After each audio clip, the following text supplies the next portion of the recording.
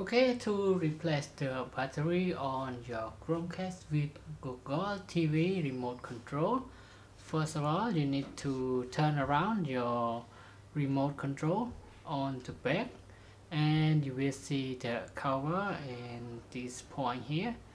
Just apply pressure to it and then take it out, and you will find two of the AAA battery side in that. And now just apply some pressure to the battery and press it down. Okay, another side. So now we insert the new battery to it and press it and put inside. After that, input the cover back. And now it's done for changing the new battery to your Chromecast with Google TV remote control battery.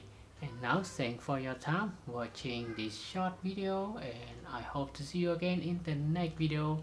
Bye bye and have a nice